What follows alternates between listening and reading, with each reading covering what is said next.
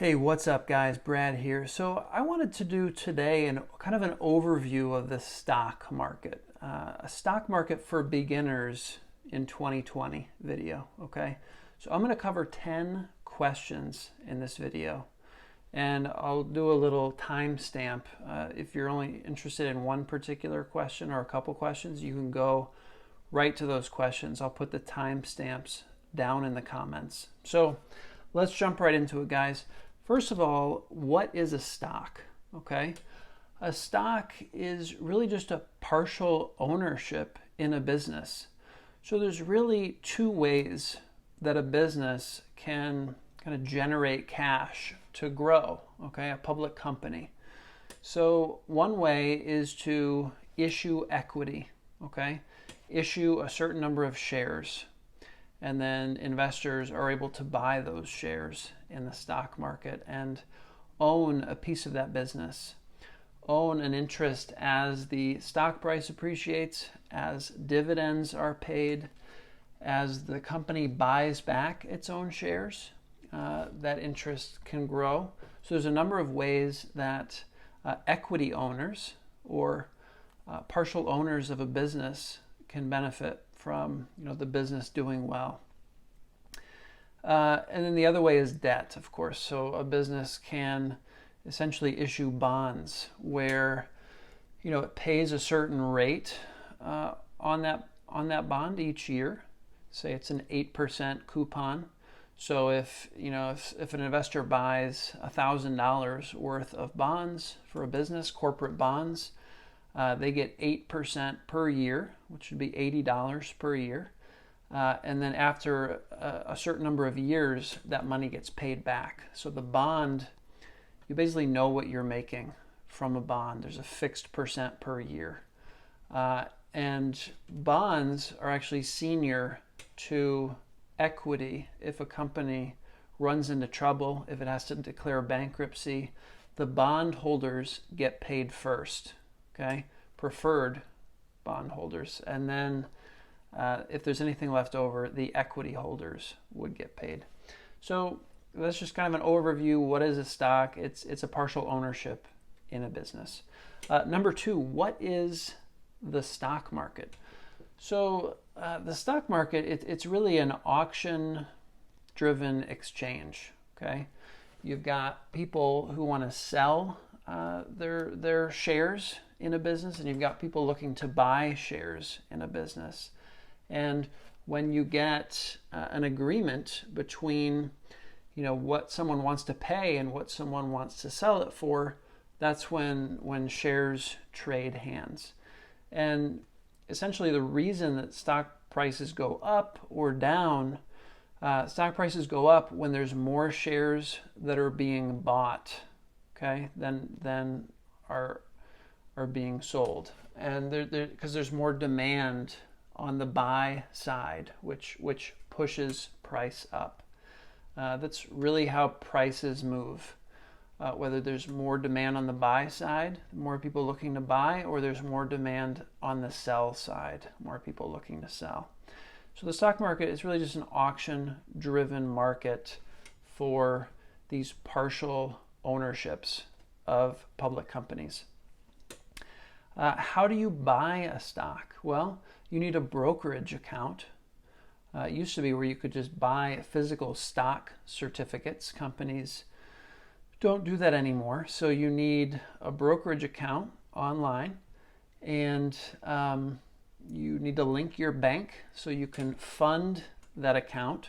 If you want to set up like an individual retirement account or a Roth individual retirement account, you can do that through your brokerage. So you'd be buying and selling stocks through a retirement account, or you just have a regular taxable account. So I have a normal taxable account through Robinhood, and then I have my Roth IRA through TD Ameritrade. Okay, and if you guys want, I'll leave a link in the description to sign up for a Robinhood account. And if you use my link, we'll each get a free stock. So it's kind of a fun thing.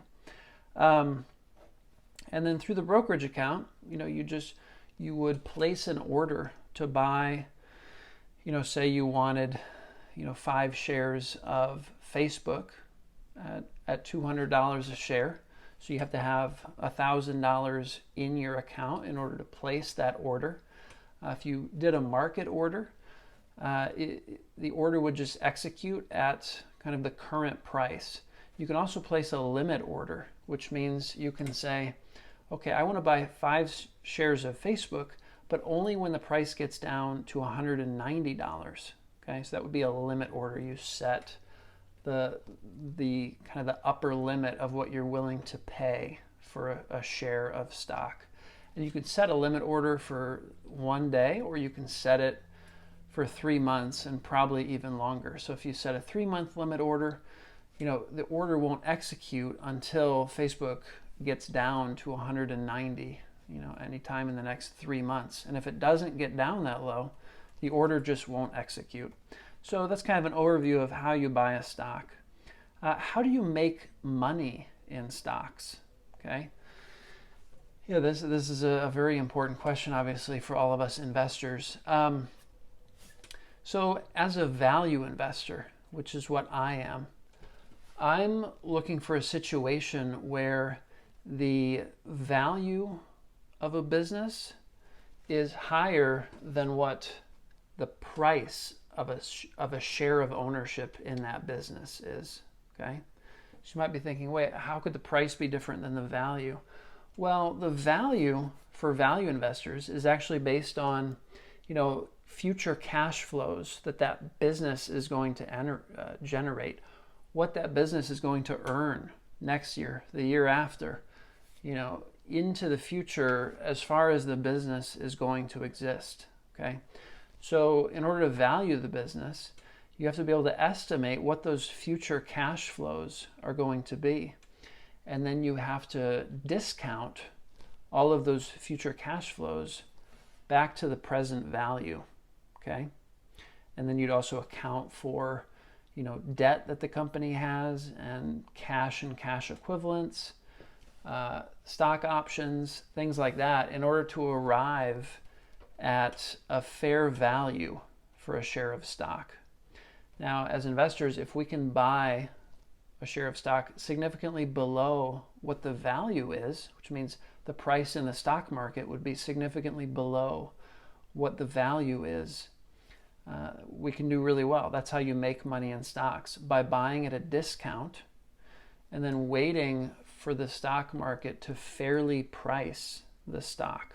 Okay, so say you can buy at a 50% discount, right? And then you wait 3 years, and the stock market has now fully priced that stock. So you buy at 50, in 3 years it's 100. Boom, you've doubled your money in 3 years, which works out to a 26% annual rate of return, which is pretty good. Other ways to make money in stocks, dividends. There's a lot of dividend investors that I've seen on YouTube, people really excited about dividends. I'm not as excited about dividends. What a lot of people don't realize is when a company pays out dividends, the share price drops, okay? Because that money leaves the company. So, that's a trade-off that you've got to weigh in if you're looking at these dividend companies. So those are a few ways to make money in stocks. Now, if earnings go up over time, that's going to really help the stock price. But also there's a price to earnings ratio that a lot of investors pay attention to. So, earnings can increase, but if your price to earnings ratio goes down, then, there may not be any change in the price of the stock. So the best situations are where your earnings are going to go up substantially over time, and your price to earnings ratio is going to go up over time.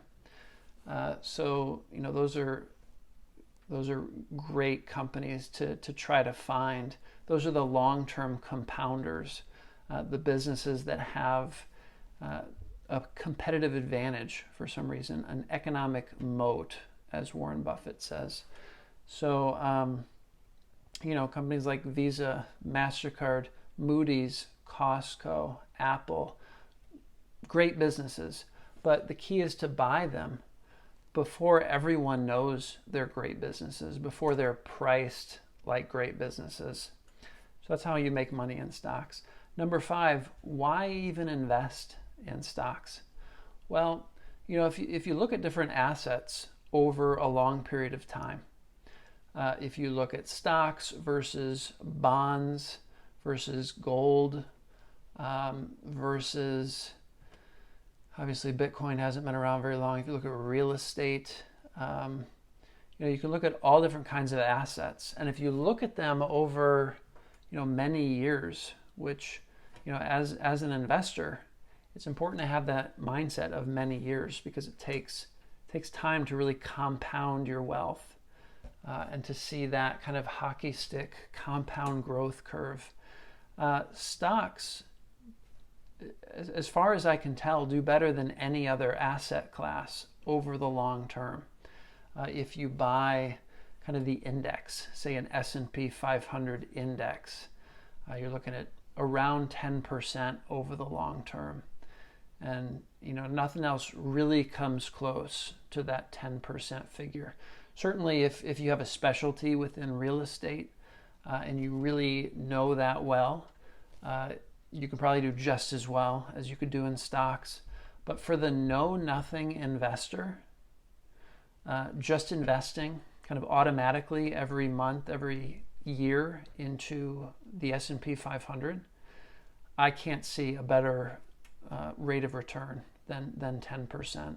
So, and of course, if you can, really understand individual businesses, then you can do substantially better than 10%. One of the big hacks in investing in stocks is the best investors in the world essentially have to disclose what they recently bought and sold. So, I mean, if you just use that as kind of a hack for investing in stocks, you can be way ahead of the curve, especially compared to investing in any other assets.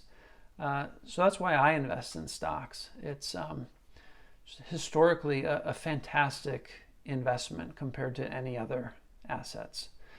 Number 6, why pick individual stocks? Well, it is risky. Warren Buffett himself says, he recommends for most investors, the best thing to do would be just to invest in the market as a whole, to invest in the S&P 500 index, the Standard & Poor's, 500 largest companies in the U.S. is basically what that is. So why pick individual stocks? Well, you can actually do better than the market.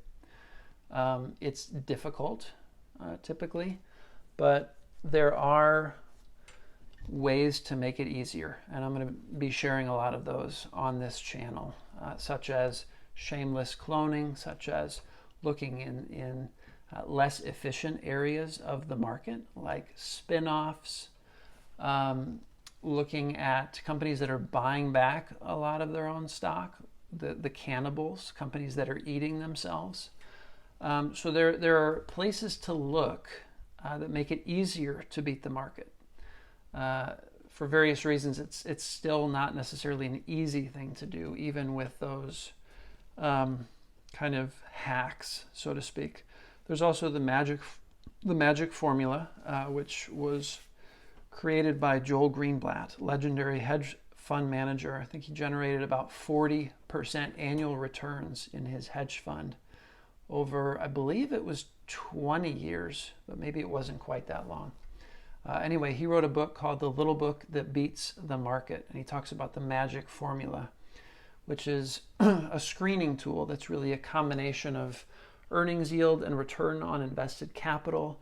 And when you aggregate those two metrics and find companies that have the best combined metric of earnings yield, which is basically how cheap a company is, and then return on invested capital, which is effectively how good a company is. When you combine those, you can get some pretty compelling stock picks through that approach.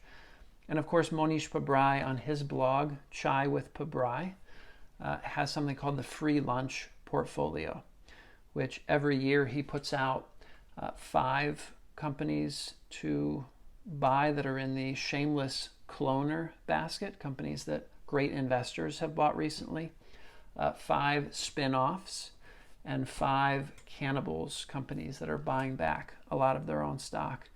And, you know, with a 20-year, I believe they've done a 20-year back test on that method, and it's done quite well. I think it's done 17% annual returns versus the S&P 500, which I think was around like 5% between the years that was back tested. So those are interesting things to look at as well. And that is picking individual stocks, but it's picking them without thinking about them. It's kind of an automatic way of buying and selling stocks to try to do better than the market as a whole.